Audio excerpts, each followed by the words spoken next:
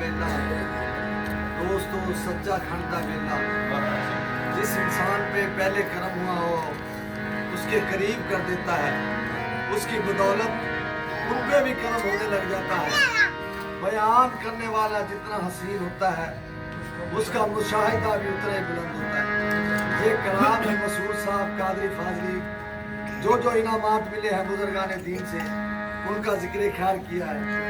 हरदम फजल, हरदम फजल मेरे बातिन में, और दिल भर यार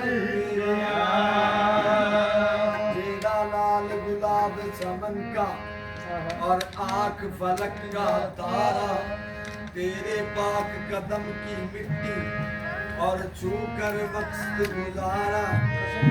कसम खुदा की तू एक सच्चा और झूठा जीवन सारा, मस्त रक्षा